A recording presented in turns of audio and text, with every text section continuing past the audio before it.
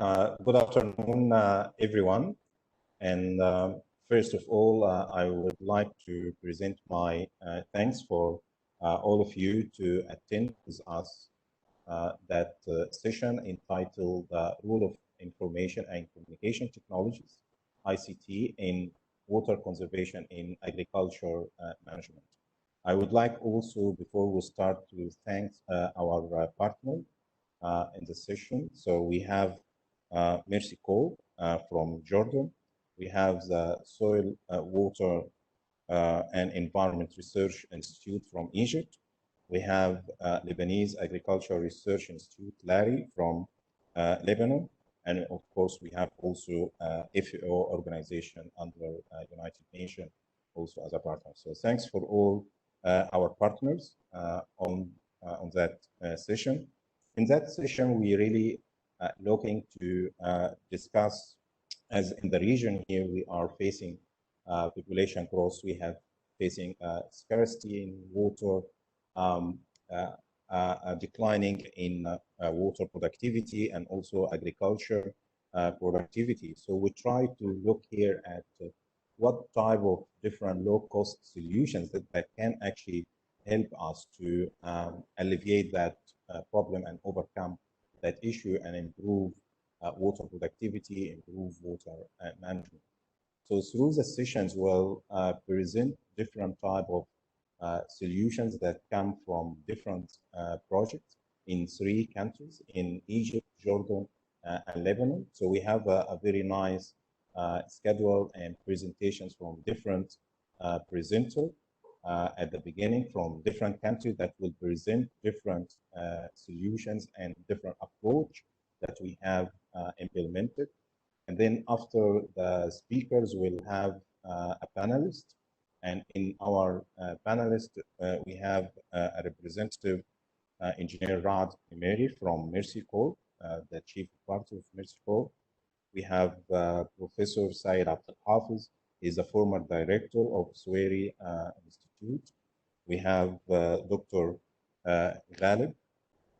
He's a director of NARS in Lebanon. And we have Dr. Domiti Valley. She's a project manager for and coordinator for CEDA regional project. With the panel, we'll have a discussion about different ICT applications, and we'll touch on ICT applications in the region from different angles and different perspectives. Some will be from national perspective, some will be also from regional perspective. So I don't want to take a lot of your time at the intro because we have really a busy schedule, and I would like really to use your time to be able to share with you more information, but also get your inputs and contribution at the end. So please, if you have a questions, you can type in your question in the chat box that you can see at your screen, and then we'll take those questions and address them at the end as far as we go with the time. So with that short intro, I would like to call for Engineer Nathan Amadar to talk to us on the first presentation here about the role of information system in the irrigation sector. Lesson learned from Jordan. Yeah. Engineer Nathan, please. Thank you. Good afternoon, everyone. This is Nathan Amdar. I'm a research officer at EMI working from Jordan, and my focus is water accounting and water savings through innovative technologies.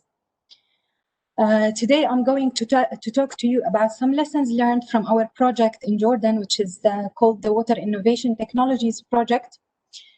Can we move to the first slide, please? The Water Innovation Technologies Project is a 5-year project that is funded by USAID and led by Mercy Corps. The project has a target of saving 18.5 million cubic meters of water from groundwater resources in Jordan by introducing water-saving technologies and practices in the agriculture sector, following a market system development approach. We mean by water-saving technologies more advanced irrigation systems, such as the pressure compensating irrigation system that increases the uniformity of irrigation and provides slow flow of water from the system to the plants. Our target area, as you see in the black box, are the highlands, which are dependent on groundwater for irrigation, and the over abstraction from the aquifers in that area is very high and almost double the safe yield. As a partner on this project, IMI is responsible for tracking water savings that could result in from the adoption of water saving technologies at the farm level and generating knowledge that is essential to inform the project implementation. So next slide, please. So in the project, actually, we started with trying to identify the reason for over abstraction of groundwater at the farm level. And definitely there is plenty of reasons, but our focus in this project is irrigation systems and practices. Next slide, please. So at the first year of this project, we worked on understanding the baseline. So we conducted water audits, interviews with farmers, and we did market studies to identify the major constraints that could prevent farmers from adopting water-saving technologies. So we worked on removing these constraints through making technologies more available and more affordable to farmers and creating a demand for these technologies among farmer communities. As a result, in the second year, we started observing more sales of these technologies, and we started also making water savings. Next slide, please. So as IMI, as partners on this project, we are responsible for estimating savings from adopting water-saving technologies. So what we do is that we designed a specific water accounting system for this project that it works at the farm level. Our water accounting system involves installing small analog meters at specific plots inside the farms that adopt the technologies. If you see, we have two plots here adjacent to each other. Plot B is the baseline where the old system is the irrigation system is used. We install a meter at the inlet of this plot. The adjacent plot, which has the improved system, we install also a meter at the inlet. These two plots are actually similar in crop type, crop age, crop variety. The only difference is the irrigation system. Next slide, please. We developed also our water accounting database. This database has inputs and outputs. The major inputs are the monthly meter readings, the metered areas, crop types, age, type of irrigation system, location of the farm, and the annual production. We use this database to estimate the savings as the difference in water application between the old system and the new system.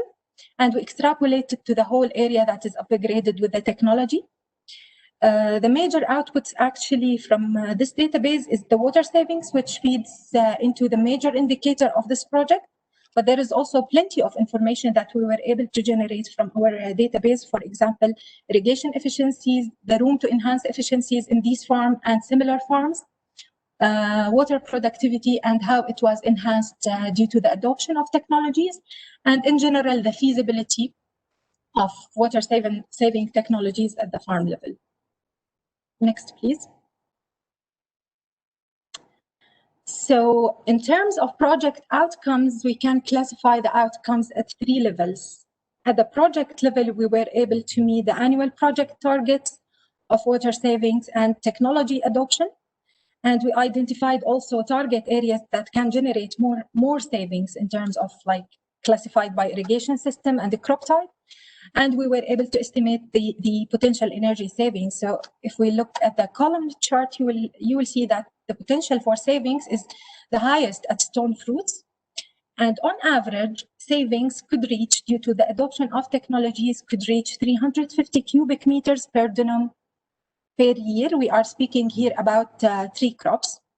Energy savings are proportional also to water savings and can reach 50 GDs or $70 per denium per year.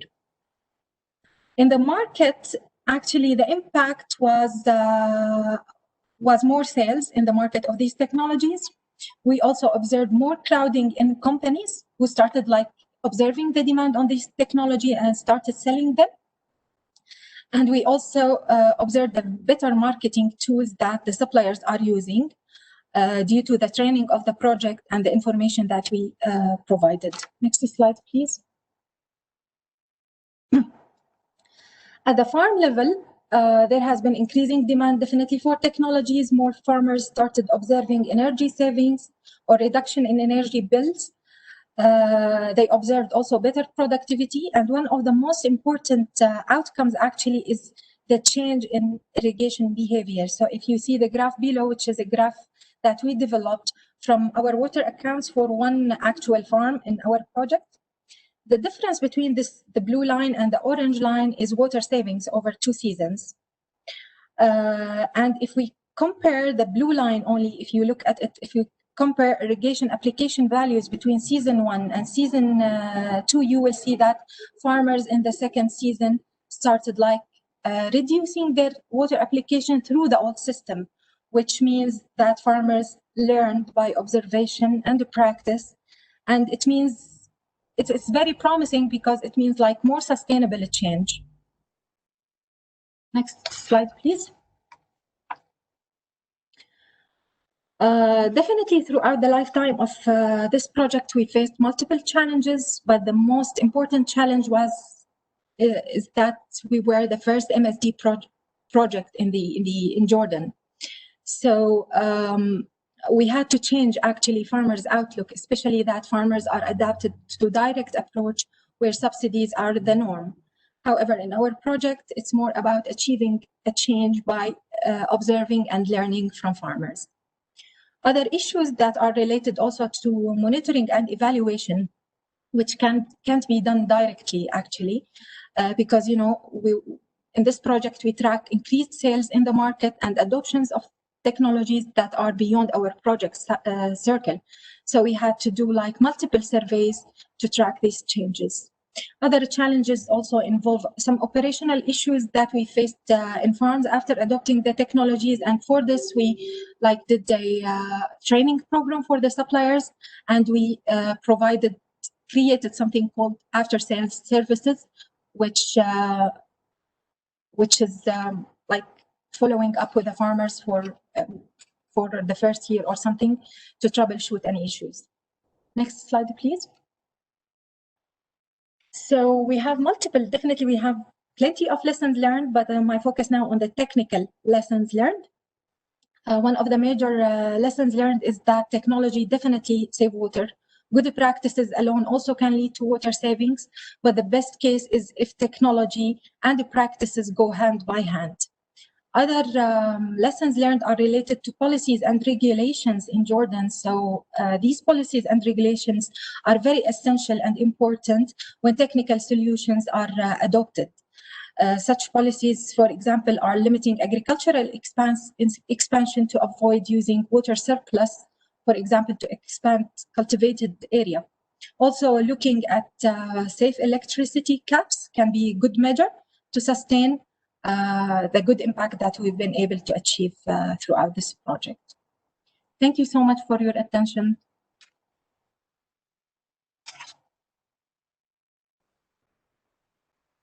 Thanks, Nafin. Intro for us about the different irrigation technologies and how we account saving on farm and the different lessons learned in Jordan. And I think with that will be a nice way to look at the market aspect of that technology. And with that, I would like to invite Dr. Maha Zabi to talk to us about the water saving technologies market in terms of challenge and opportunities and also trend in Jordan. Dr. Maha, please.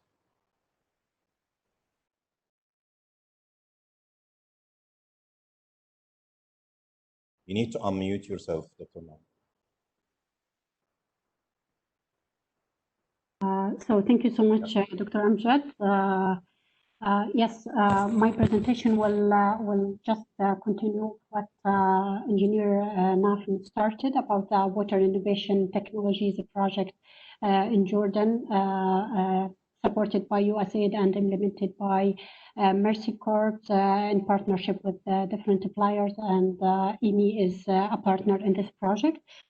In my presentation, I will look into more about a new approach that's been implemented the first time in Jordan and in the region, is the market system development approach. I'm trying just to move the slide. So yeah, and how is the market system development approach is different from the conventional aid schemes? What are the experience so far in Jordan in terms of challenges, opportunities, and what is the trend after 3 years of implementation? So in terms of market system development approach, what does it stand for? It's different from conventional aid. So in simple words, instead of directly support beneficiary with incentives, so it is more work to modify the incentives and the behavior of the market players, like private sector, the government, and all players, in order to ensure the sustainability and scalability. So first, we find out why the problem is there, and we try to find out who would be benefited from solving this problem, and we create that bridge in terms to support the linkages between the supply and the demand, the main core of each let's say market. So we don't solve the problem ourselves as implementing partner. We or aid agency, we simply bring in an entity who might be motivated to solve the problem. More specifically, the approach is looking into 3 main components. The core component is the supply and demand, and in our case, we are talking when we are talking about demand, it is farmers. Supply is more suppliers and manufacturers of the water saving technology and retailers, so on and so forth. And we are talking about support functions. We are talking about infrastructure, skills, technology, information, related services. And the third component of the approach is the rules and norms. We are talking about standards of technology, regulations, laws, policies, informal rules, and norms. This is like a simple table. I try to make it more easy to the comparison between the market system development approach versus the conventional aid schemes. Like factors in terms of enabled people, MSD is wider because it works with the market. It's not limited to a geographical area. In terms of a probability of behavior change, it is more with the MSD rather than the conventional aid, because we work with the dynamics in the market and try to change the behavior of either the supply side or the demand side. Potential impact, it is higher with the MSD instead of the conventional aid schemes. Potential of scalability, it is higher with the MSD because it is wider in terms of the geographical area and the scale of activities. In terms of benefits, it's more sustainable when we are talking about market system development rather than when the fund is ending, the activity is ending in the conventional aid. The key players in the MSD, it's a private sector and market players. However, in conventional aid, it's more the donor who lead all activities. In terms of creating businesses, like for example, SMEs, entrepreneurship, startups, it's more with the MSD, it encourages new businesses. However, with the conventional aid, it is the way opposite, it discourages new businesses. More about the project impact duration with the MSD, we have a longer term of sustainability and impact when we are talking about MSD. However, during the conventional aid scheme, it is limited during the project duration. Donor visibility, it is limited because as a donor, we are working behind the scene, and we give the floor for the marketpliers. However, in conventional aid, it is the way opposite. As well, donor contact with beneficiaries in Amazon.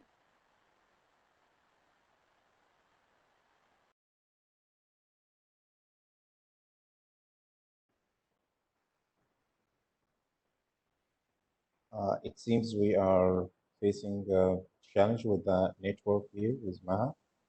So Maha, we lost you for a minute. Can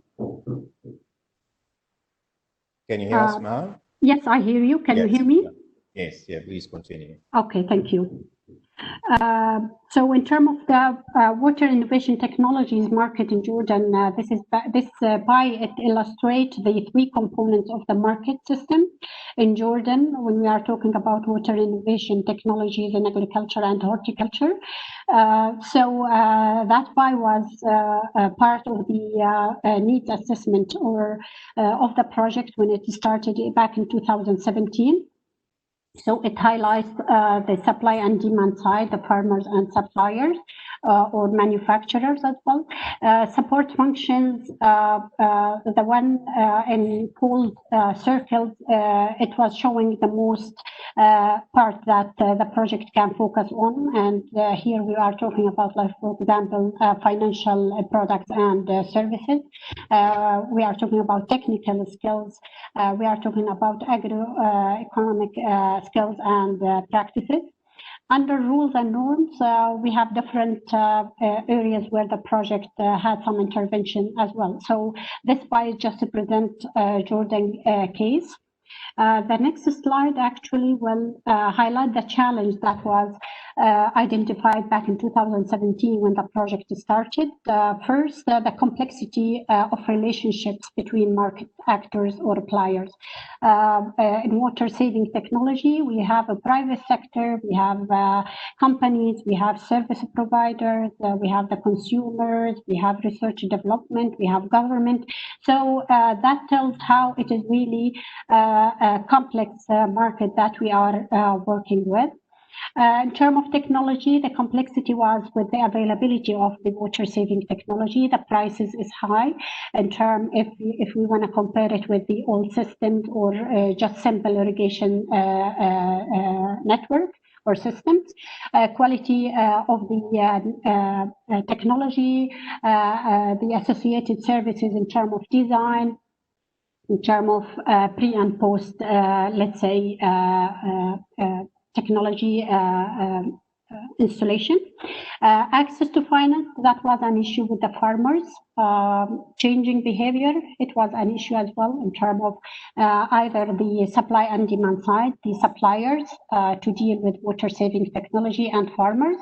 Technologies potential adoption, it was an issue back then in terms of the willingness of farmers to change from the old system to a new system. Technical capacity for both the suppliers and the as well the farmers. Awareness level of water saving technologies and innovation technologies, it was low. As well, external factors, for example, region stability and the climate change impact. It was an issue identified back in 2017. And recently, we have the issue of COVID impact on agriculture sector and the life cycle of the, let's say, system itself. In terms of opportunities, we were able now to, after 3 years, now we were conducting a study to see the trends and where do we stand after 3 years. There are some opportunities identified that the project or any other actors can take and support. For example, at the supply side, new businesses were established, and there is an opportunity as well for startups and entrepreneurship to take part in this system when we are talking about the agriculture technologies. As well, the issue of marketing, there is a huge potential to work on marketing, particularly from the supplier side. Usually suppliers, they don't pay attention that much to the water saving technology. But now there is a huge potential for them to take that forward. From demand side, actually, there is a potential was clear. Farmers are willing to adopt new technologies that would save water. Support functions, there are a couple of, there is a potential for research and development. There is a potential for new certificates, either working with the vocational training or giving a certified training for irrigation system design. We still lack that here in Jordan. As well, opportunities with access to finance. There are a couple of financial institutions the project is working with. They are creating new financial mechanisms to support farmers to adopt more water saving technology. And the last one, in terms of the rules and norms, potential as well, working on some policies related to the agriculture and water. For example, some regulation with the groundwater pumping and some regulation with the agriculture activities within the farm. As well, there is now more attention by donors actually to support agriculture digitization and agriculture, let's say, water saving technology in agriculture sector. The trend so far, based on the study, it is not yet published actually, but I'm giving just a hint and about the trend. There is a demand for sales, pre and post services. Farmers now asking for more questions about designing the water irrigation system, and more questions about after installation in terms of maintenance. Farmers now, in terms of technology adoptions, we saw a growth in the adoption side. As well, in terms of technology sales from the suppliers, there was an increase in supplies, the water saving technologies for the last 3 years. And there is a demand on extension services by farmers. Farmers usually, they were just getting their information and advice by other farmers. But now there is a huge potential in terms of extension services, particularly when we are talking about climate change and introducing new crops, so on and so forth. And the last two trends I would love to share with you is the farmers' perception of water value. We've seen a higher, let's say, they acknowledging the value of water.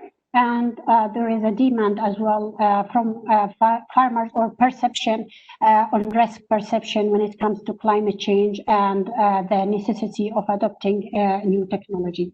And by this, I'm finishing my presentation. Thank you so much. Thanks, Dr. That was nice to bring in other aspects of the irrigation technology from demand side to the supply side, and see how we can support the supply side, mainly the suppliers. With that, I would like to go to Dr. Marie-Therese Abisaba, that actually talked to us about, in a way, we support also the supply, the market by providing more information in hand to the farmer to be able to adopt the technology. And with that, I would like to invite Dr. Marie-Therese Abisaba to talk to us about the upgrading of Larry Lebanon phone application toward the more efficient irrigation practice. Dr. Marie-Therese, please. Okay, good afternoon. My presentation will deal with the upgrade of Larry Lebanon phone application towards more efficient irrigation practices. This activity was conducted within the EUMI FAO Water Productivity Project. So the Lebanese Agricultural Research Institute has a smartphone app called Larry Lab. This app is free of charge, and it is mainly used by farmers located all over Lebanon. Mainly this app or Larry Lab is used as a communication tool between Larry and farmers. It mainly provides them with information related to weather forecast as well as information related to, let's say, instruction and warnings about different agricultural practices. However, this application didn't include any information related to irrigation scheduling, so it cannot support farmers in when and how much water to apply. In addition to that, LariLab app didn't provide information related to the crop development and particularly to the accumulated fresh yield. That's why we took this challenge together with IUMI within the FAO Water Productivity WAPOR project to upgrade this app. Next, please. Maha, can you hear me? Okay. So the main objective was to upgrade LariLab in a way to include new modules related to irrigation and crop management. For this purpose, we had to work on two main parts. Next, please. In a first part, we had to select the appropriate remote sensing product to be used for the new modules. Then in a second part, we had to develop and design the new modules in LariLab. Next, please. So we mainly took as a study area the Bekaa Valley of Lebanon. It is the area highlighted in green color on this map. So it constituted mainly the validation area for the new modules. And we considered crops, mainly wheat, potato, and table grapes, while we are now progressively working on including more crops. And we are working in a way that this service would cover the whole Lebanon and not only the Bekaa Valley. Next, please. Let's speak a little bit about the first part, that is mainly the selection of remote sensing product to be used in the new module. For this purpose, we tested the robustness of two open access remote sensing database, EEFLAX and WAPOR, against the generated ET maps from Lari Weather Network that is located all over Lebanon, and particularly in the Bekaa Valley of Lebanon. So as a validation time frame, next please, we considered the period going from April until July 2019, and as methodological approach, next please. Okay, so here in this slide, you can see the location or the distribution of the weather stations belonging to Lari network, particularly in the green area that is the Bekaa Valley, where we have around 19 weather stations. On the table, you can see their geographical coordinates. Next, please. So concerning the methodological approach, we mainly extracted weather data from the 19 weather stations located in the Bekaa Valley, and we used aquacrop software in order to estimate reference evapotranspiration. Then using GIS, we mainly produced ETO maps. After that, we also extracted data from EEFLAX and WAPOR portal, and using GIS, we also produced ETO map. Then we worked on the validation process next. So for the validation process, we mainly compared the ETO maps derived from the remote sensing software. We compared them to the ETO derived from local weather stations by considering as a criteria the mean bias error, or MBE.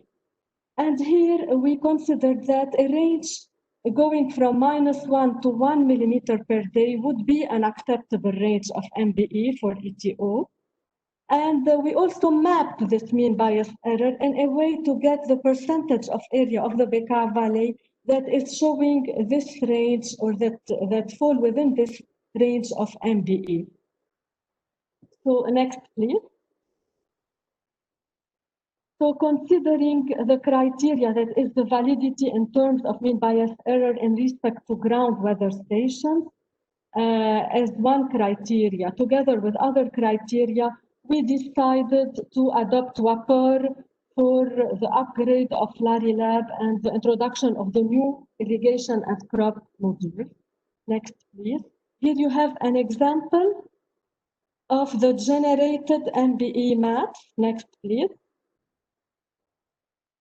So here we have an example of the generated mean bias error map for the Bekaa Valley using WAPR, so as compared also to the ground weather data. And you can see that with WAPR, the percentage of Bekaa area with MBE values between -1 and 1 millimeter per day fall between 50 to 98%. Next, please. Okay, next, please. So we mainly adopted WAPR for the development and design of irrigation and crop modules in Lari Lab. Let's see a little bit about the irrigation module in Lari Lab. Next, please. So for the irrigation module, we are mainly extracting from WAPR database data or layers related to the actual evapotranspiration, reference evapotranspiration, as well as rain data. Then we are processing them in GIS in a way to map the net irrigation requirements. Example of generated maps of net irrigation requirements are provided here. Next, please. So those maps constitute the basis of the irrigation module in Lari Lab and are regularly updated for farmers on the app. Next, please. Now let's see how this app is operating. So once the farmer enters to this app, his field will be located on the map of net irrigation requirement. After that, he will be asked to select a crop and irrigation method, and accordingly, he will get one value of gross irrigation requirement in cubic meter per day per dönum. So the farmer can stop here. Otherwise, if he would like to continue using this app, he can provide a little bit more information related to the field size, for example, to the distance between water emitters, the water flow, the emitter flow. And so in a way, he can get the irrigation duration in terms of hour per day per farmer field size. So he can stop here, otherwise he can still continue by using some soil input in a way to get information related to irrigation frequency. Next, please. Here on this slide, you can see the different steps that the farmer can go through in the app in a way to get information related to when and how much water he has to irrigate. Next, please. Okay, next, please. Now let's speak a little bit about the crop health module in Lari Lab.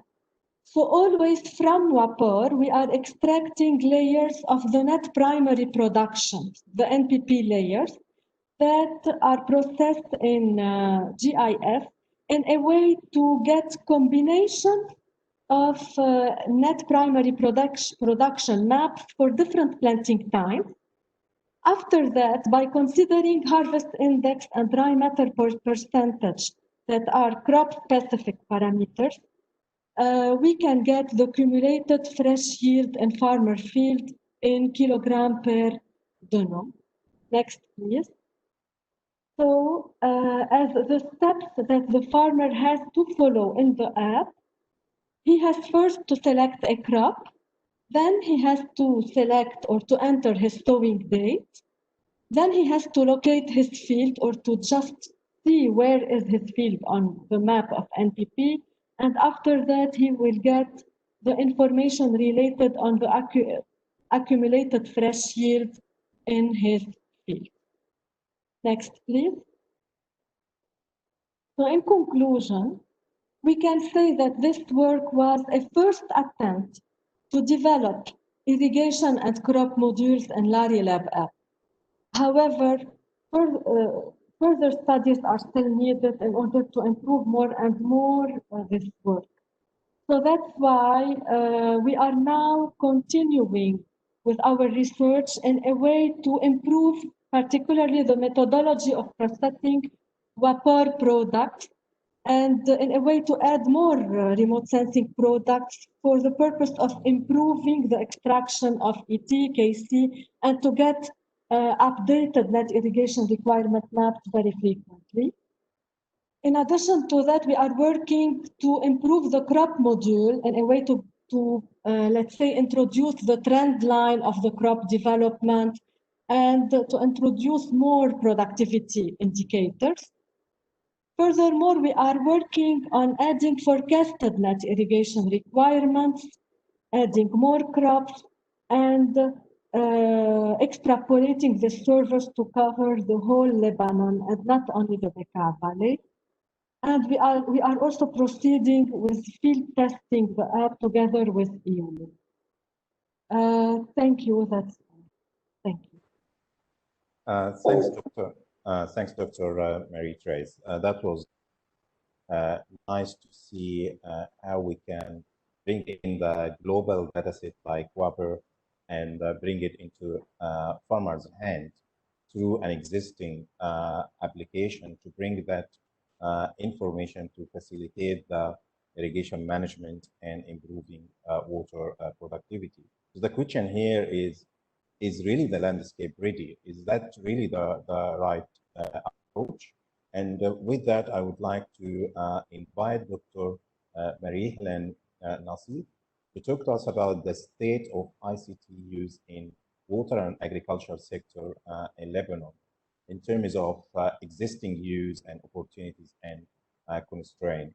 And that definitely will answer the question I raised. So Dr. Marie-Hélène, please. Good morning, everyone, and thank you for your attendance. My presentation is related to the outcomes of the first phase of the same project, the Water Productivity Project in Lebanon. And I'm going to present the main findings of the stakeholders mapping and needs assessment concerning the use of ICT tools in water and agriculture in Lebanon.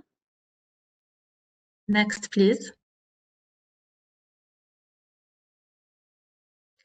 So this assessment was done in the first phase of the project in 2018 and aimed at producing knowledge and recommendations for the use of ICT tools in Lebanon and prepare for the second phase of the project, which consisted in designing a specific ICT solution adapted to the Lebanese case and that would help improving water productivity. And this is how we reached the second phase of the project, which is designing the Lari Lab app or upgrading the Lari Lab app as explained before by Dr. Marie-Thérèse. Next, please. So the specific objectives of the study were to identify the different stakeholders using or working on ICT tools in the water and agriculture sector in Lebanon, including public institutions, private sector, academia, NGOs, and users. Analyze the constraints and the needs to the development of ICT tools in terms of know-how, funding, policy, usefulness, and governance aspects. And finally, draw lessons and recommendations for policymakers, academia, NGOs, and the private sector, and identify, as I said, a specific technological solution to develop as a pilot in the next phase. Next, please. So our methodology consisting in reviewing the available literature on the topic and conducting two main surveys, one with 12 different national organizations and one with a group of 40 farmers in the Bekaa Valley of Lebanon, which is the largest agricultural region and suffers for many decades now from pressures on qualitative and quantitative pressures in water resources management. Next, please. So at the level of organizations, we interviewed 4 public institutions including 2 public research centers concerned with agriculture and irrigation management and working on some initiatives related to ICT, 1 university based in the Bekaa Valley, 1 of the 2 main telecom companies in Lebanon, 1 startup working on innovative technologies in agriculture, and 2 NGOs who had tried to develop ICT solutions in the sector. Next, please. So our main findings were that we saw that there are several past and current projects and research initiatives related to ICT tools in Lebanon, which means that there was some activity, positive activity in the sector. And you identified interesting collaboration between research organizations, NGOs, public administrations, and some big farming companies in the Bekaa. We saw that there is strong knowledge and technical expertise, both at the level of practitioners and researchers, mainly in GIS and remote sensing. And the Lebanese private sector seemed to be looking for markets and interested to fund pilot projects to test the ground. This was the case of Alpha Company in Lebanon. We also saw that international private companies were trying to find a place on the market in Lebanon. This is the case, for example, for the Google company, which collaborated with the AUB more recently. This wasn't included in our assessment, but we know that there's an initiative in this regard. And finally, a number of NGOs and donors are interested to support ICT projects. The constraints were many. Mainly, we saw that there's a low buy-in, both from public authorities and farmers, concerning the initiatives that have been implemented. This is mainly because public administrations have weak financial and human resources and underdeveloped expertise. We saw also that there is a poor communication flow inside and between public authorities. At the level of the farmers, we saw that many solutions were too sophisticated, not adapted to the real needs and capabilities of farmers, as well as their purchasing power, which is low for most of the farmers in Lebanon, and especially also that the cost of the internet. We also saw that the telecom companies were not really aware of the constraints of the sector and far from the field. Next, please. So let me show you some success stories. For example, we saw that the CNRS and the Ministry of Economy had found a way to identify wheat fields through satellite imageries to allocate subsidies to farmers more efficiently and avoid cheating practices. We also saw that there's a project in collaboration with the USAID and the Litani River Authority, which did a detailed crop classification on the Bekaa Valley, which came up with detailed cropping calendars.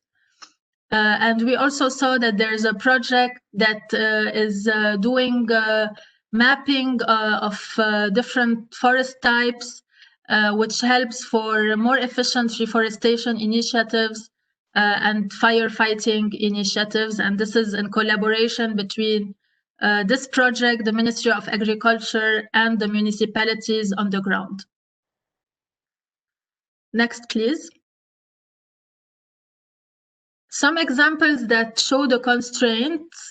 We saw that there are many remote sensing surface and ground monitoring devices that were implemented at the level of the Litani River Basin, so the Bekaa region, that were working well for some time, that were not well maintained by the public institution, especially because of the cost of operation and the low level of expertise.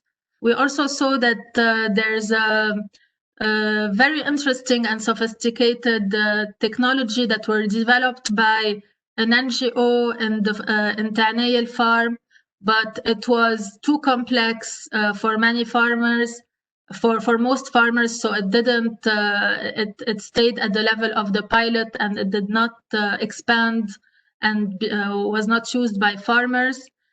And we explored the Lari app use. We saw that its use is limited because the weather data was not geospecific before the upgrade of the Lari app, and did not translate into irrigation requirements and information useful to farmers. So now let's move to the survey with the farmers. Next, please. So at the farmers level, we explored the existing use of ICT, the needs and incentives to expand this use, and on general, the access to information and communication channels. So the next slide, we see that we tried to capture the diversity of irrigation systems in the Bekaa in terms of technology used, reliability of access to water, and cost of access to water. So our question was, who really needs to reduce water consumption, and who has the incentives to do so? So our sampling method, in the next slide, please. We chose to work on 3 different irrigation systems, one state-managed and working with the pressurized network where farmers pay a flat price per dönum, a community-managed network, which is a graffiti open channel spring-based network where farmers also pay a flat price per dönum, but where farmers don't choose pressurized techniques. And also a number of farmers using groundwater, which is the main sources of irrigation and irrigates 70 to 80% of the farms in the Bekaa Valley. We also diversified the typology of farms. So we interviewed farms with large plots and small to medium size, and also different crops, wheat, potato, vegetable, and fruit trees. So I'm going to show you some of the main findings, but the rest of the findings you can see them in the report that is published online. Next, please. So first of all, we saw that most of farmers in our samples were above 50 years old, and they did not have a high level of education. Most of them went to elementary school. We also saw that there's a number of more educated farmers, but there were manager and consultants and agricultural companies. Next, please. On a more positive note, most farmers have a mobile phone, and most of them are subscribed to the internet, irrespective of their age and educational level. Next, please. Only 30% of them use the computer, mostly postgraduates ones. Next, please. At the level problems cited by farmers, we saw that more than 50% of them had problems in water shortage, especially in the summer. And we saw that they had problem in access to information, mainly on crop protection and market prices. Only 20% of them said that they need information on on-farm irrigation management. And these were the large farms using groundwater in the Bekaa. Next, please.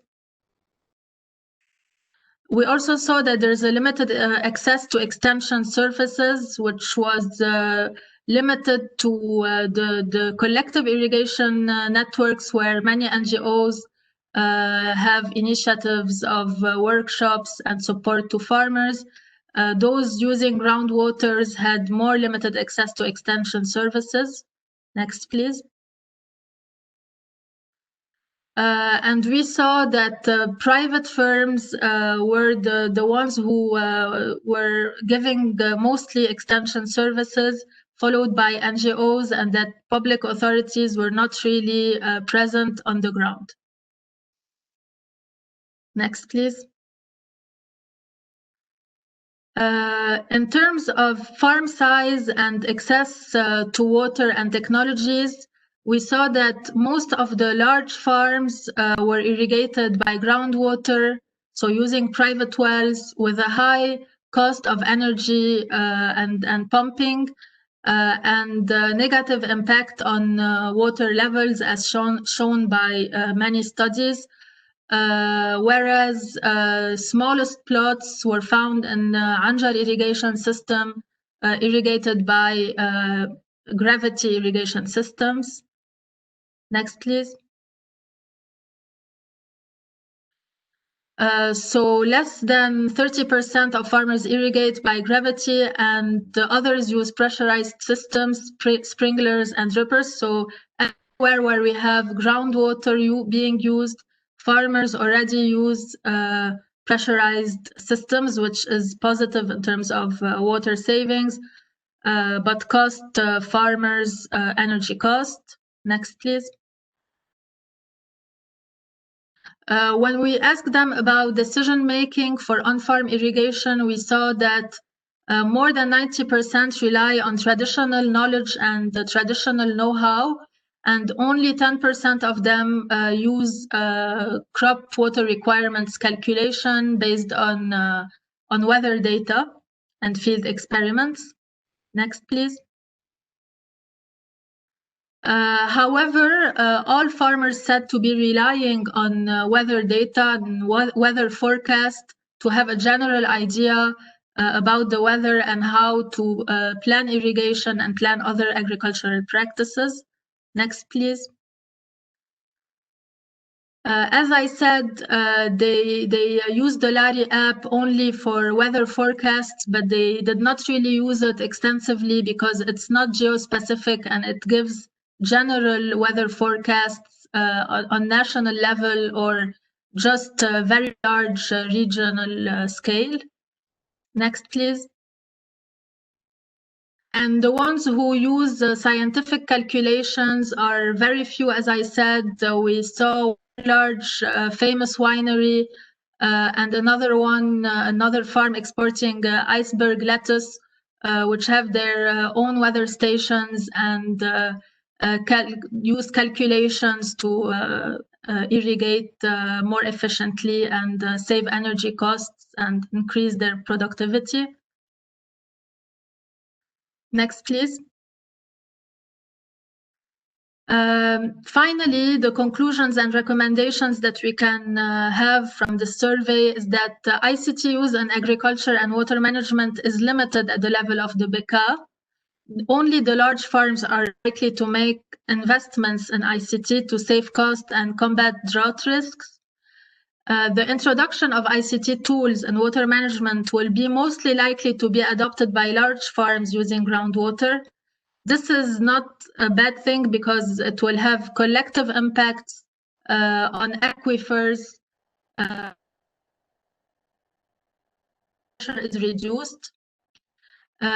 If we look at small and medium farms, they have low incentives to use complex ICT tools. Simple solutions should be designed to convey information to them. And there's a need not only for water management information, but information regarding market price, crop protection, and more customized water management information. We see that most farmers use smartphones and internet. This is why a simple phone application appears to be a good solution. And this is why we chose to building on the LARI Lab app and deliver more customized information. Next, please. At the level of governmental institutions, we saw that NGOs and private sector are taking initiatives, but projects should be more targeted and based on better understanding of the diversity of water sources, typology of farms, and the different incentives of water users. Projects should also be aware of the institutional staffing and financial limitations of public institutions, which are often an obstacle to the sustainability of operation of ICT. Of rethinking now and adapting the work on ICT in the context of the present financial crisis in Lebanon and the loss of purchasing power at the level of public institutions, private sector, and users. And finally, we should remind ourselves that these tools can support knowledge production and channeling information more efficiently, but they cannot be successful without strengthening the capacity of the institutions, enhancing the coordination between and inside the institution, and supporting wider development policies in the agriculture and the water sector. Thank you for your attendance. And this is a nice picture of the Bekaa Valley in Lebanon. Thanks, Dr. Thank you, Dr. Marie. That was really a perfect presentation, and it's really capture how the land Lebanon are set and ready for ICT technology in terms of farmers' accessibility to internet, and also using an existing applications as well. So we have seen the experience in Jordan, where we talk about irrigation technologies on the farm, and how the market system approach diverting that or bringing that into more adoption and applications. And in Lebanon, we've seen how you actually utilize the global data set like Weber, and you bring that information into farmers' hands through an existing application. And now we're moving into Egypt, where it's a fresh landscape, where still new, we don't have an existing applications, and see how we can actually utilize that also information, and see how that can benefit farmers in terms of irrigation management and water productivity. With that, I would like to invite Engineer Adham Badawi to talk to us about IRWI as an e-friend. IRWI is an application for Egyptian farmers from water use efficiency to market price. Adham, please. So hello, good afternoon, welcome. Hope you still have some energy left for the last PowerPoint of our session. So my name is Adham Badawi. I'm a research officer at IMI, and today I'll be talking about IRWI and e-friend for Egyptian farmers from water use efficiency to the market price. Next, please. So this is what we're going to be talking about today. First of all, I'm going to introduce the project, tell you why we chose Egypt, what IRWI is and objectives and how it works, what goes in, what goes out, and then how we introduced it to farmers and the feedback, and finally the conclusion and next steps. So, yeah, next. So first of all, I want to talk about the project that made this a reality. So the FAO IMI Water Productivity Project using Vapor. I know it has been mentioned today before. So under the project, the fourth component of capacity development of stakeholders to increase water productivity and sustainability, IRWI was developed. So the project is building on the capacity to increase water productivity in Lebanon, as you have seen before, and now we're talking about Egypt. Briefly, what is Vapor? Vapor is an open access FAO portal to monitor water productivity using open access remotely sensed drive data. So it has data from 2009 up till today. And IMI, our role is to operationalize the services that are established to make this kind of information available to different users. And one of those services is through an ICT platform, such as the open application. Next. So why Egypt? So first of all, agriculture plays a major role in the Egyptian economy. Egypt is considered to be a semi-arid country with very little rainfall. That means it mainly depends on irrigation for its agricultural production.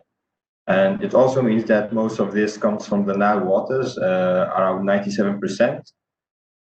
In addition, the sector is characterized by being dominated by small farmers using traditional practices, and that is especially true in the Nile Delta, as you can see in the picture here. Next, please. So what is IRWI? IRWI is an irrigation water information application. It was developed as a collaboration between IMI, the Soil, Water and Environment Research Institute, SUWARE, and by the October University of Modern Science and Arts, MSA. The project, as I said, is as part of an FAO project and funded by the Netherlands government. The application is developed for Egypt and for Egyptian farmers. The application is currently focusing on 5 key crops: rice, cotton, soybean, maize, and potatoes. But currently we're working on introducing more crops into it and getting ready for the next cropping season. Next. So what are the objectives? So the main objective is to develop a mobile application that can support the daily decisions on farm related to water management and productivity. And in specific, what that means is that IRWI is an application that provides daily information to farmers and extension services and actually any person interested in the agricultural sector in Egypt with information on water management and irrigation. Below is the link, irwicrop.com. We will add that in the chat box later, and as well as a video to show you how to use it and install it. Next.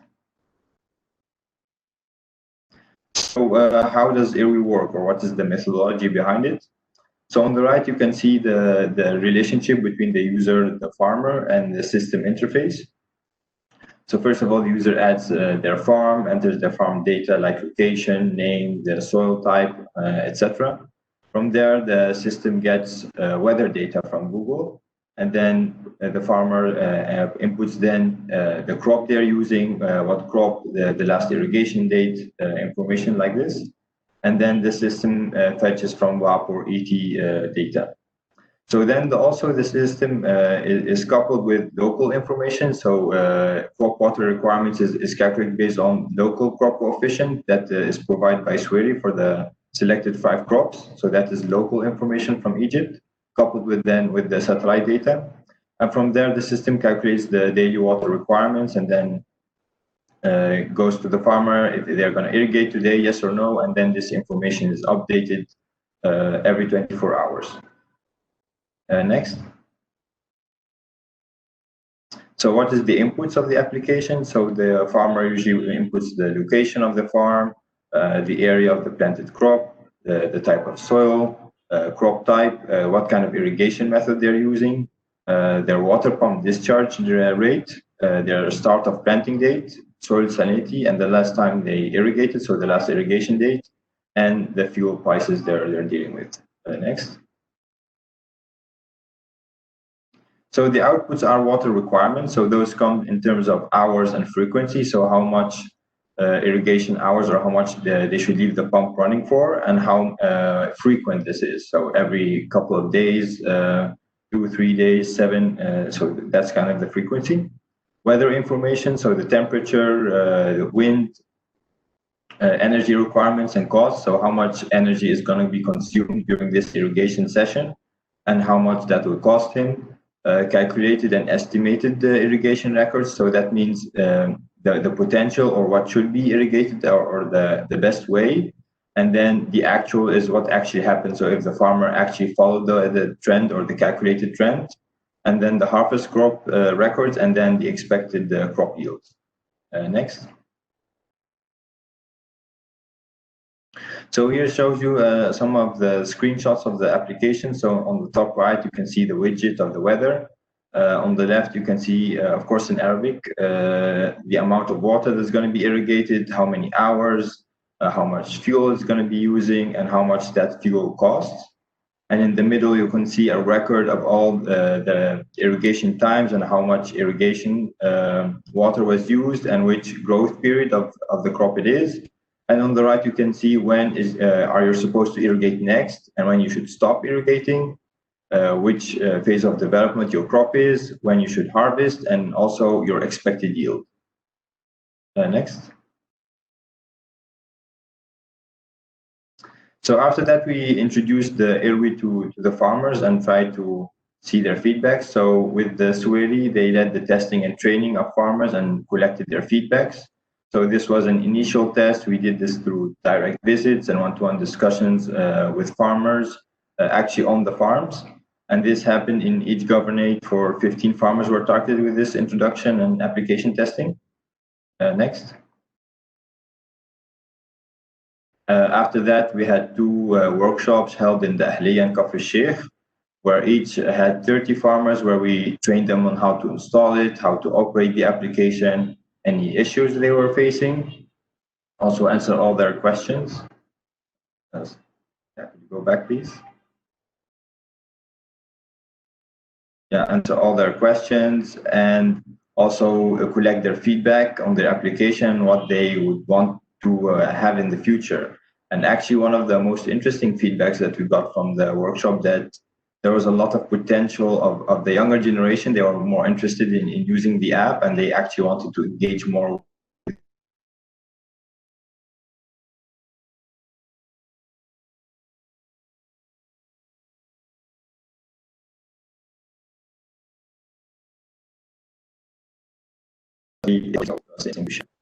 Next.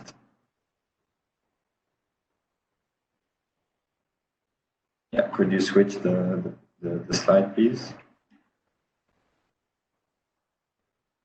Yeah. So one also an important feedback that we got was the need for market prices and information on food prices, feasibility studies for different crops, as well as how profitable different crops were, especially for small farmers that take decision and are usually very vulnerable to crises like COVID-19 we have seen and now climate change. And also small scale farmers are the biggest contributor to national food security. So they found it was very important for them to have profitability analysis and know how profitable each crops are before deciding what to produce. Next. So in conclusion, IRWI presents an initial attempt at developing a phone app that can provide farmers with technical support regarding irrigation times, frequency, and their productivity. IRWI now is operational on Android Play Store, and it also there's the web-based app that we have sent the link. Now IRWI has more than 100 registered farmers. We have also a brochure and a technical report, and of course the introducing video how to install it. The application has also great potential to be developed further, like provide additional extension services to farmers that actually that they want more. So that's something that we found, and we have taken that into consideration and adopted it into the application, so it can be easy developed and it's more flexible. Next. So finally, what are our next steps? To increase the number of crops in the application, include market prices that are updated regularly. As I've mentioned, provide live assistance on crop health and the appropriate action to take in case there's a problem.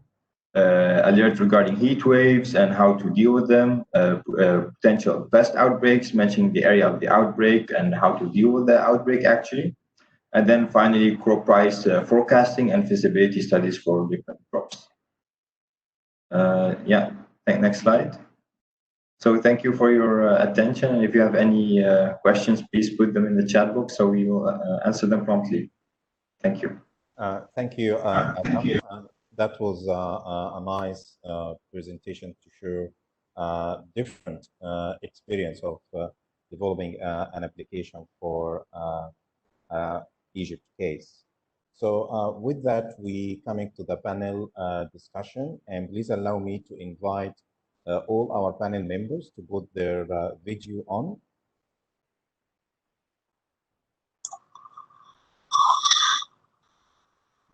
And let me start with first engineer Raad Nimeri.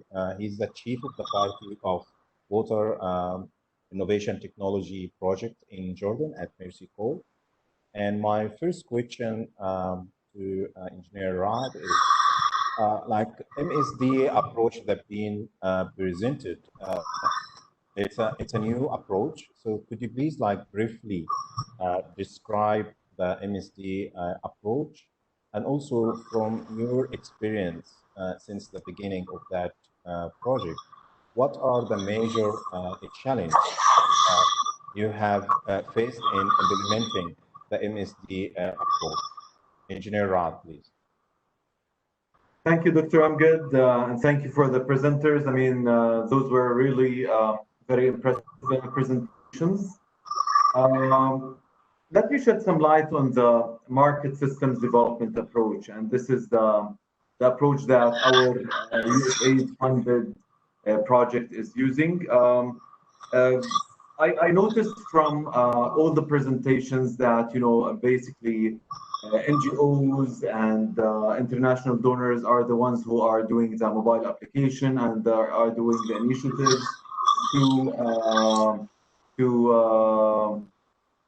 make the application and to improve the ICT sector in the agricultural sector. The market systems approach is a bit different. It is basically enabling the private sector to do the job. And this is the one difference that maybe probably Dr. Maha mentioned between direct implementation and using market system as approach. So within our project, I mean, we're a water conservation project focusing on saving water in the agricultural sector.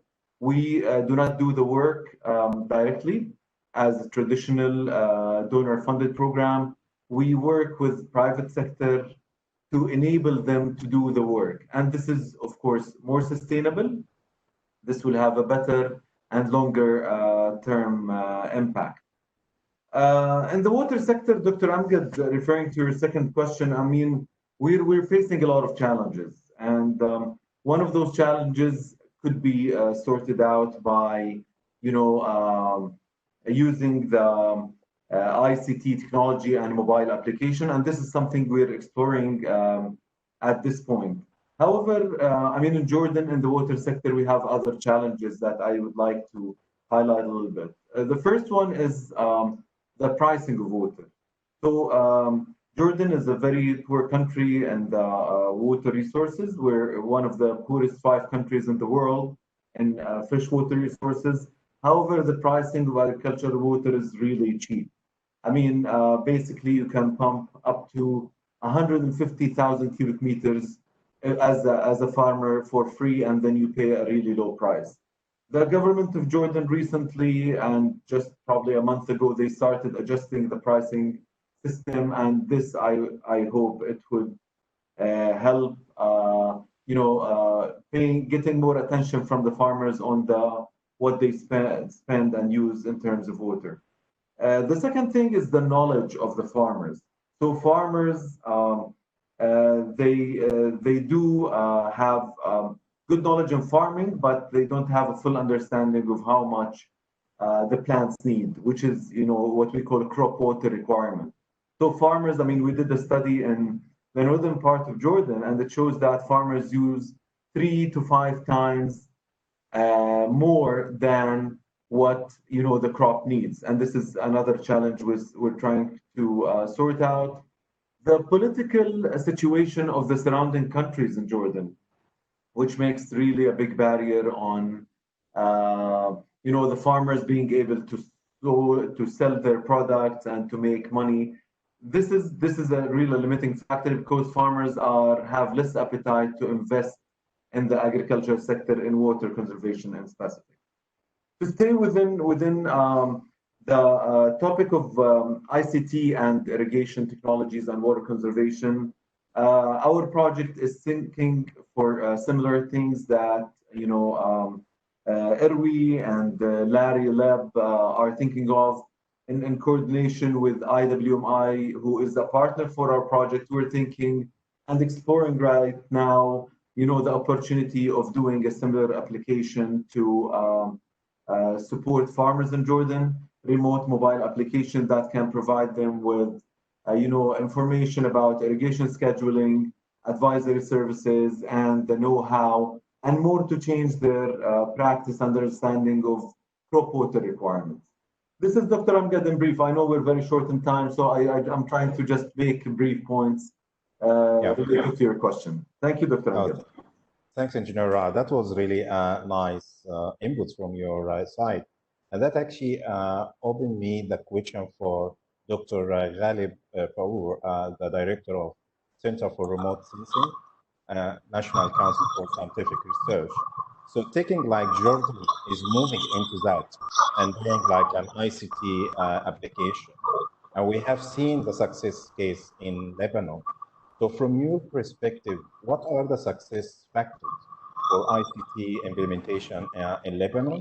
And what could be missing for an opportunity to improve the application of LARI to bring it into more global state or remote sensing? Thank you, Dr. Amjad, for your invitation.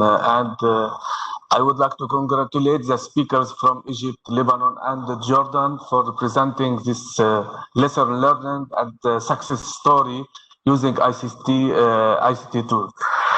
National Center for Remote Sensing, part of the National Council for Scientific Research, which I am the director, have several research programs and operational activities related to ICT tools based on remote sensing data. For example, our sonar system operational room, the early warning system for forest fire and flood, and the open source Sibali system for AT measurement. In fact, I believe that open data from Earth observation system, land and the climate product provided by NASA and ESA, and the open policy, the open source policy, the GPS constellations, the machine learning, the artificial intelligence, the crowdsourcing, the cloud computing, smartphone communication, low-cost sensor, lead to a technological revolution and a boom in the development of ICT tools applied to agriculture and water sector. I believe that the success of these ICT tools is based on how much these tools respond to the needs of farmers to help them to improve their crop yield and increase their income in a sustainable manner. It is really a question of direct cost benefit to the farmer. Assessment of skills of farmers is very important to measure the potential of this community to adopt this new technology. Then we can identify required needs and the appropriate way to implement these technologies. Lebanon's agriculture is characterized by small and fragmented land, and I believe that the role of cooperative and management community should be very, very important to overcome the challenges faced by the small farmer in Lebanon. And I believe also that startup and the private companies should also assist in the implementation and the maintenance of these ICT tools. ICT tools are more easily adopted by large-scale farmers. And I join my colleague Marie-Hélène Nassif and Marie-Thérèse Abissar. For example, in Lebanon, if you take Chateau Kafraya, producer of wines, are adopting and using this technology. They are using GIS tools and drones for management purpose. And one of the main factors of success to the implementation of ICT tools it is really capacity building.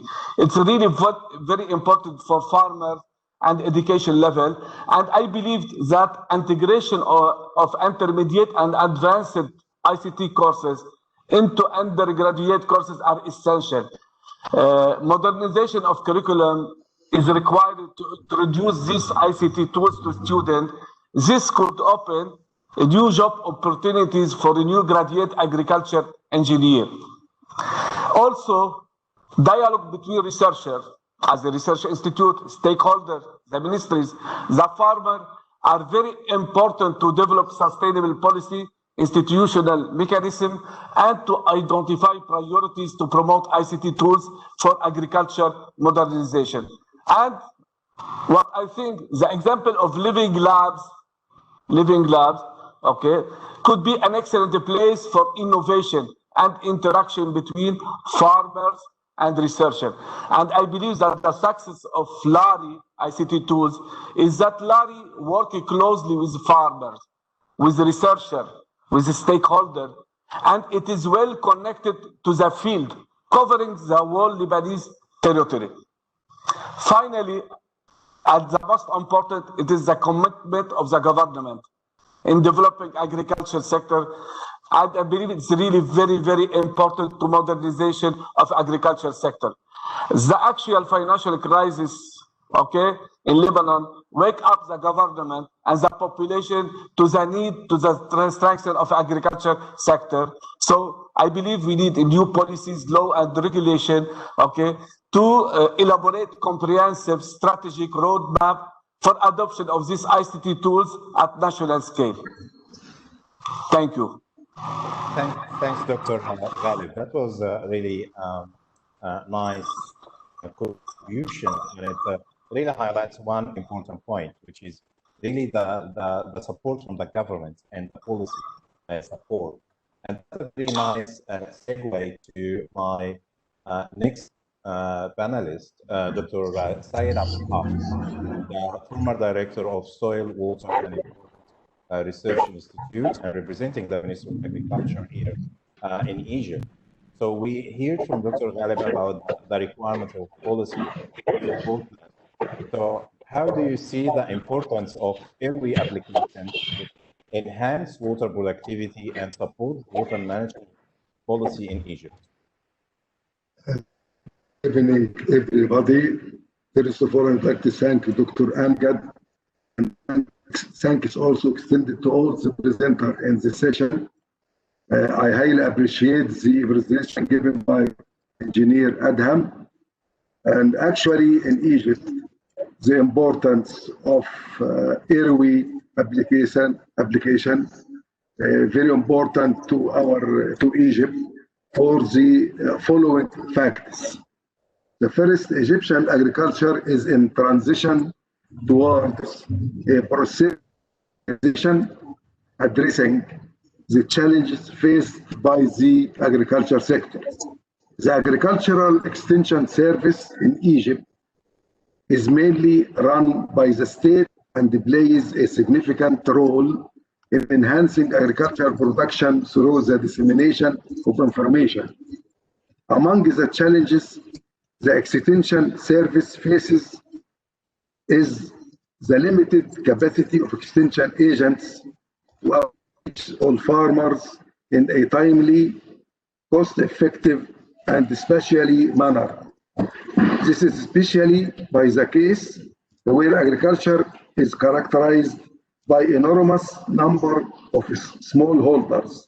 The extension service needs to tap into modern technology, making use of information communication technologies, ICT, to significantly increase the number of farmers reached, ensure timely delivery of information, and expand opportunities for farmer-to-farmer learning. Moreover, use geo-ICTs driven mobile phone technology as e-learning and co-learning tools to train and upgrade the knowledge base of extension agents for the timely transfer of knowledge to farmers and to facilitate farmer-to-farmer exchange of information. The extension service thus needs to be institutionally and technically reformed and transformed to address challenges and be relevant to meet the information needs of present-day farmers that face multiple challenges arising from complex and dynamic physical and socio-economic conditions. I do expect the following outputs from airway application. Database of all available weather data established to estimate daily reference evapotranspiration, ET nodes, data sets and cropping patterns for different agroecological zones in Egypt established, Data sets on crop evapotranspiration measurements established and disseminated, crop water productivity for cropping systems determined and shared with decision makers, atlas for evapotranspiration and the water productivity in Egypt, developed and disseminated.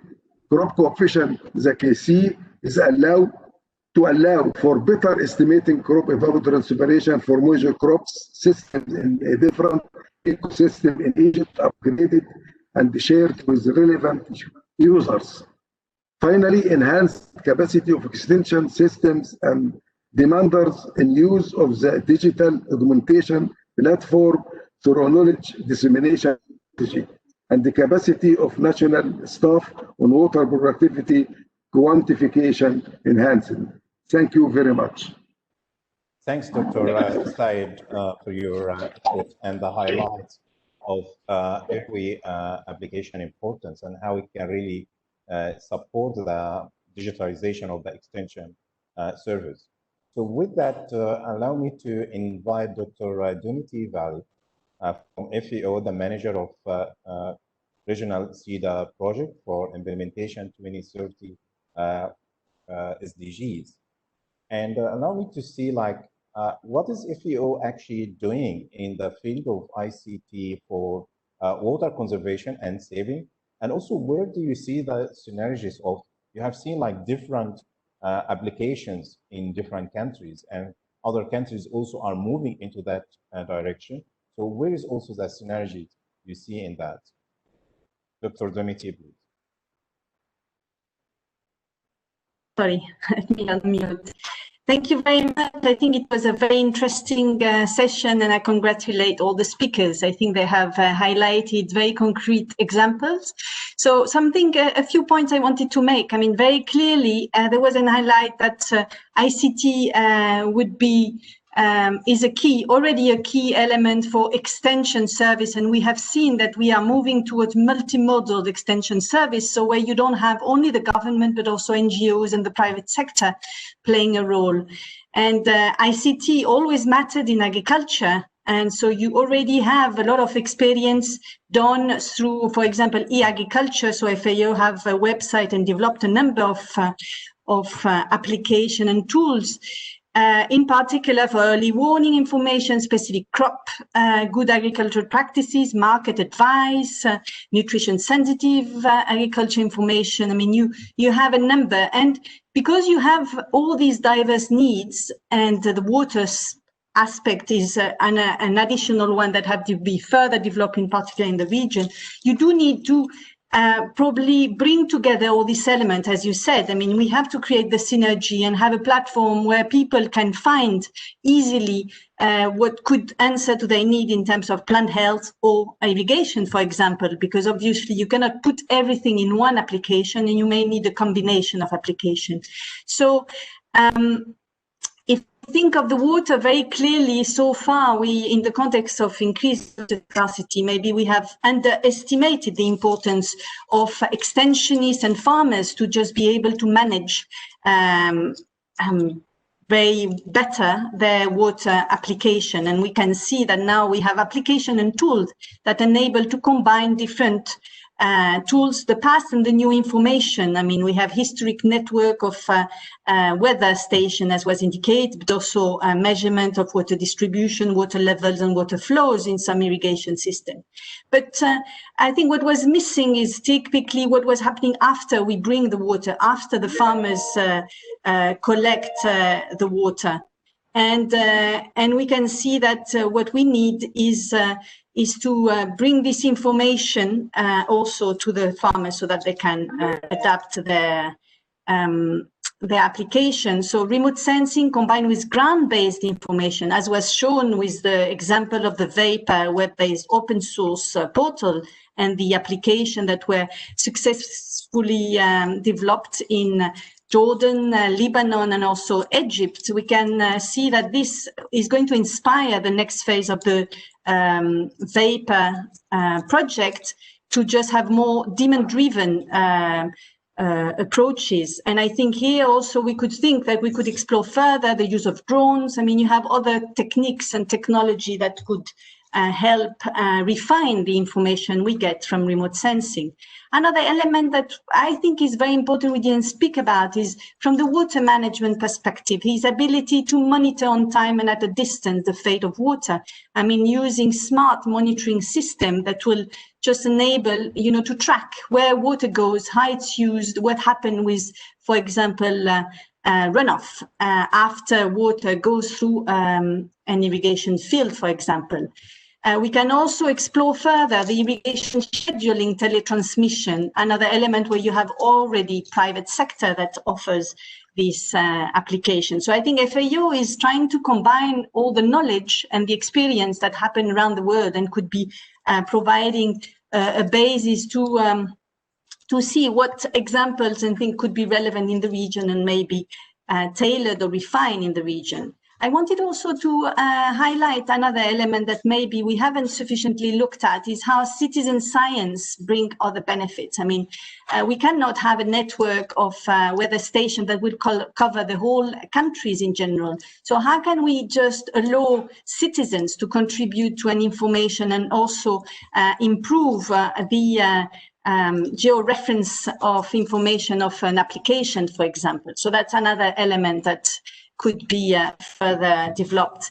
And as indicated, there is an enormous potential, and this we have to acknowledge it, and it has to be tailored for the different, policymakers, extensionists, water managers, farmers don't have the same knowledge, interest, and I think it was very interesting to have these assessments on what can be relevant to different groups and in particular to farmers.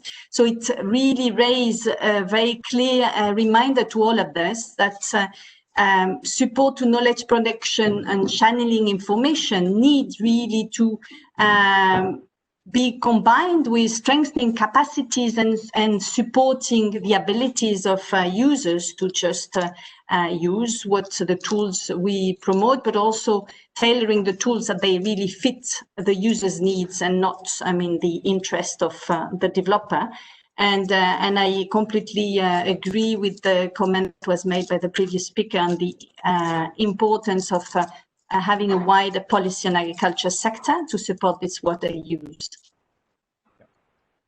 Thanks, Dr. Jomiti. That was really nice, giving like a different perspective and from regional perspective as well. Yeah, I'm afraid of time. We're already 10 minutes and we have many questions in the chat. We'll try to answer them in the chat box and also communicate that to you. But allow me to, because I know some of you may be interested to join other sessions, so allow me to do the wrap up now and highlight like key points. So I think it's without doubt the ICT technology has shown us the opportunity really to strengthen the capacity of farmers to understand how to manage their water at the farm level. Also, the irrigation technologies show the potential of achieving water saving. And I think between both of them, they provide us a very clear, large platform that open a lot of opportunities for us to consider to be able to achieve the sustainability for water and agriculture management and extension service. And also, I would like to pick up some few words from Jomiti, like citizen science. We are providing those applications to farmers, how they actually can share back some information or contribute with their inputs to develop that citizen science from farm and collect that local information. So the applications or the tool can actually work in both ways. How we can use that information also to work as a monitoring as well. So they can monitor things and provide it back, and that can actually enlarge the local data that we really in need to be able to validate and really push that information or technology to the next level of use and adoption. So that I would like to present my deep thanks for all the speakers, all the presenters, and also, of course, our panelists and our partners on that sessions. and of course, the attendees. We have over 100 attendees, and that was really useful to attend and listening to us. And I can see a lot of interest and questions in the chat box. Unfortunately, we didn't have time really to take them verbally, but I see some of the question has been answered in the chat, and we'll try to continue answer them and share back with you. So thanks again for everyone for your valuable time and inputs. And let me call the close of the session. Thank you, everyone. Thank you, Dr. Thank you. Thank you, everyone. Thank you. Thanks. Thank you.